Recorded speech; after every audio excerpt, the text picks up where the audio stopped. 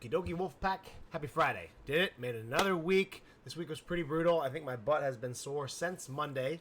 So I hope you guys have enjoyed this week's workouts. They've definitely been a challenge in a lot of different ways. We're going to finish Friday off with a fun little comp style workout. It is the exact same complex that you will be doing if you are signed up for Cupid's Revenge. No, sorry, Nightmare Before Christmas. Both the individuals and the teams will be completing this complex, and we have kind of progressed this over the last few Fridays. So you should be fairly comfortable with kind of what weights we should be hitting today. This is a little different scoring, so kind of makes you do a little bit more math and challenge yourself a little bit in different ways. But this is every 2.5 minutes we have an interval. You're going to start each 2.5 minute interval with a 200 meter run. A minute or so, minute 15, and then with the remaining time, you're going to hit one heavy complex, 3 deadlifts, 2 hang cleans, and 1 shouldered overhead. And then you're going to rest the remainder of that 2.5 minutes, and then we'll do it again at the next 2.5 interval, right? And our score is going to be our total pounds lifted, okay? So if you do 100 pounds on the barbell every set, your score is going to be 400. Okay, so this is an opportunity for you to find the how I would do it is find the most challenging weight that I can hit every single time, the heaviest weight, and I'm going to leave that on the barbell, and I'm going to do all 4 sets at that. Okay. You could potentially hit the same or maybe more if you started a little bit lighter and then built your way through each set. But sometimes the building can be, wasting rest time, or it makes you fall behind the interval. So sometimes it's easier just to pick that heaviest weight and go for all 4 sets. Okay. Also, too, if you pick a nice heavy weight and maybe today it feels even better, you can increase the last couple rounds and you actually end up getting a little bit heavier than you would think. But our goal is to find the heaviest weight that we can hit for this complex multiple times and then do it in this kind of EMOM setting. So again, 3, 2, 1, go. 200 meter run. With the remaining time, you hit 1 of this complex, and then each round we do it again, and our score is going to be our total pounds lifted. Okay, if that doesn't make sense, got a chip in my mouth.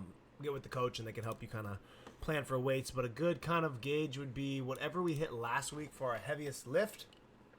You probably need to just kind of bring it down maybe 10 or 20 pounds, depending on how challenging that lift was.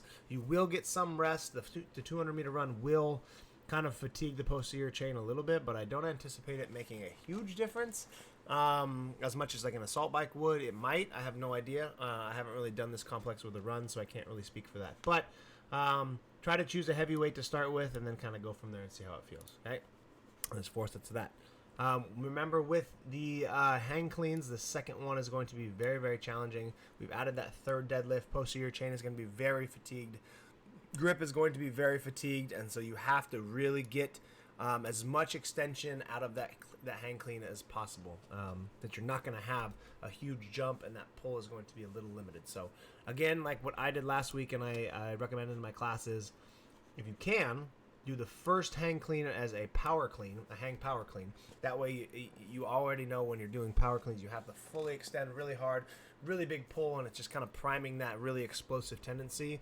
And then when you go to that second one, all you're thinking about doing is that exact same motion, and then once you feel that barbell lift and elevate, drop into your squat. Okay, that's how I did it last week. It felt really good. Obviously, it was challenging to squat the second one, but going heavy, I know myself I couldn't have power cleaned the second one, but that first power clean really helped me get that barbell moving super fast, and then I just replicated that, caught it in the squat, stood it up, boom, easy peasy. Okay, so 4 sets of that. The Metcon is meant to be kind of a sprint stimulus. I know these numbers are pretty high for some, and that's totally fine, but we're looking to get volume in both of these movements. But ideally, we're getting through these sets relatively quick. We're keeping the intensity up. It's going to be more of like an anaerobic power workout mixed with some gymnastic skills. So 50 wall balls, 10 wall walks, 50 wall balls, and then 10 wall walks. Again, if you are a handstand walker, you're going handstand walks for 100 feet, down, back, down, back. Okay, so time domains here. We want to make sure we're choosing a ball weight where we could potentially do these 50 wall balls in 2 to 3 sets. Doesn't mean that you have to. Clearly, you're going to need your shoulders for this, and then these shoulders, and then here. As much as these wall balls seem like a lower body exercise, since you are squatting, they tend to be obviously more shoulder fatiguing, especially when we're mixing it with the wall walk. So don't think that your legs are going to be that tired on these. I think this is mainly going to be a shoulder workout even though it kind of looks like a leg workout. But so choose appropriate wall ball sets so that you can get through this quickly and not blow up your shoulders. So you probably want to use a ball where you can hit at least 15, maybe 20 on the first set, and then kind of chip away from there. So we're getting these wall balls done, right? Say you do 15 a minute. Getting these done in 3.5 minutes or so. Maybe your first set's a little bit bigger. So 3.5, 4 minutes, your wall walks, right? Anytime we do wall walks, we want to try to get as many done as quick as we can before that shoulder pump sets in. So we go up and down and up and down and up and down, trying to knock out 3 or 4 reps really, really fast, maybe even 5, and then kind of go from there. Again, your best bet on the wall walks is when you're ready to go. Get up as quick as you can. As soon as those hands hit the line, you want to shoot yourself right off that wall. Spend the least amount of time upside down, and you'll have a little bit more success. 50 wall balls, and then again, the wall walks at the end, you kind of just got to chip away at. There's really not much for me to say on this workout. You just kind of got to do it. So it's one of these beautiful grunt workouts where it just kind of comes down to, how much do you want to hang onto the wall ball and how, much shoulder fatigue do you want to work through on your wall walk. So it's kind of up to you, which is really, really fun to see people push themselves outside of their comfort zone. So I'm super excited for this Friday. If you have any questions, let me know. If not, have a great Friday. We are doing a Veterans Day workout on Saturday. So be on the lookout for that. I think we have like a Go Ruck kind of thing going on with them because we're doing a special Hero WOD. So stay tuned for that. If not, I don't see you this weekend. Have a great weekend, and we'll do it again on Monday. Bye.